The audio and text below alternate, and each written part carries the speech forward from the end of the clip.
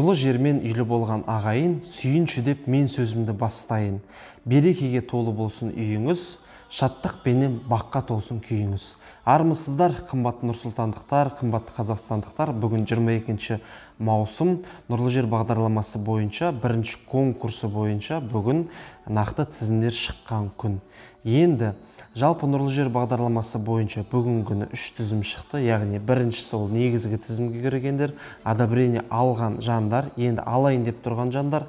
Екіншісі резервтік списокке түскен жандар, үшіншісі растау алмаған жандар болып саналады. Енді тағы айта кететін жайт, бірінші тарап бойынша әлде төлем қабілеттілігін растау, тағы да басқа процедуралар бар. Екінші тарап резервтік топқа түскендер. Барлықтарыңызды мойымауларыңыз сұранам, өйткені себебі бірінші топқа түсіп, одобрение бірінші сатысынан өтіп, қазір пәтер өзіне ұнамай отказ берген жандар болатын болса, сіздер солардың орнына тізімге қайта кірсеңіздер болады.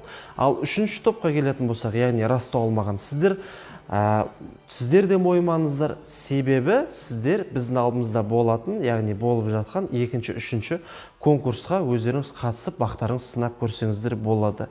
Енді жалпы бірінші өткен топқа келетін болсақ, ол кісілердің көпшілігінде көптеген сұрақтар туындайды. Яғни мен өттім, мен арғары іс-қимылым, іс-әрекетім қандай болады деп. Осыны ескере отыра, біз сіздерге арнайы видеоролик түсіруді жөн көрдік.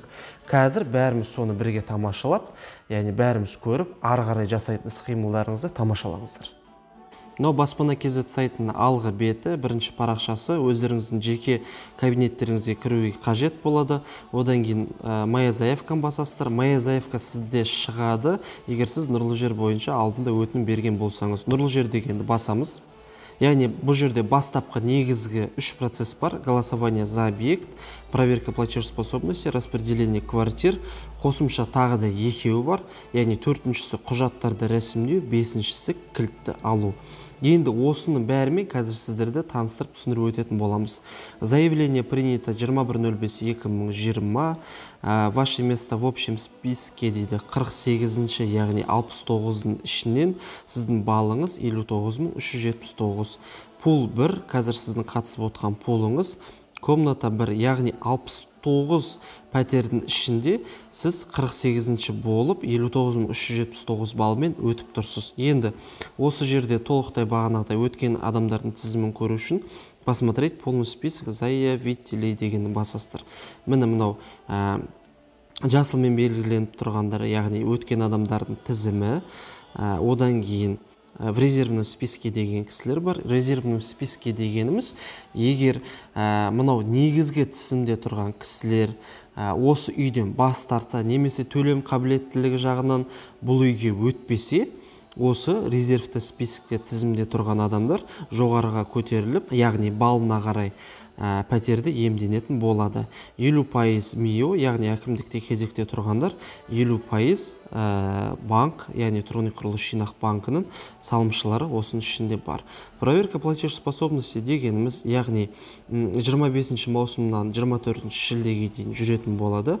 Бағанағы пәтер алушының, яғни пәтер алуға өтініш берушінің кредиттік тарихының, несиелік тарихын және төлемге деген қабілеттілігін толыққанды тексеріп, қадағалап қарайтын кезеңнен тұрады. Ары қарай распределение квартир, яғни бұл жерде өтінім беруші бағанағыдай төлем қабілеттілігінен өткеннен кейін өзіне ұнамды пәтерге, бұл жерде яғни екі-ақ нәрсе таңдаймыз, дұрыс па? Кіреберіс подъезд және де этаж қабатын таңдайсыздар. Бұл жайлы толыққанды түсіндірме видеосын біз сіздерге бөлек түсіретін боламыз. Пәтерлерді бөлу процесі біте сала, тұрғын үй құрылыс жинақ банкі конкурс бойынша өткен адамдардың толықтай тізімін әкімдікке беретін болады. Әкімдік өз кезегінде барша бағанағы кісілерге хабарласып, өзіне шақырып, сату шартын жасасатын болады. Сату шартын жасасқаннан кейін әкімдік банкке сату шарттарын береді. Банк өз тарабында бағанағы әр конкурс бойынша өткен адаммен қосымша банктік шарттар жасасатын болады. Банктік шарттар жасас біткеннен кейін сіздерге тек қана бір мәселе қалады, ол өздеріңіздің үйлеріңіздің кілттерін күту. Енді кім конкурс бойынша өтпеді, резервті списокте қалып қалды, сол кісілерге айтатын дүние: еш мойымаңыздар, резервті списокте қалған кісілер мүмкін Қазір яғни төлем қабілеттілігін растау барысында немесе пәтер ұнамай бағанағы өткен кісілер пәтерден өздері отказ беруі мүмкін, немесе сіздер қазір екінші немесе үшінші конкурсқа өздеріңіз ұсыныс яғни өтініш беріп көрсеңіздер болады. Құрметті достар, қымбатты достар, яғни бірінші конкурс бойынша өткен барша кісілерді біз өз тарапымыздан шын жүректен құттықтағымыз келіп отыр. Осындай видеоларды жіберіп алмау үшін біздің Жилстрой Астана YouTube парақшамызға тіркеліңіздер. Барлықтарыңызды құттықтаймыз. Әр қазақстандық баспаналы болсын.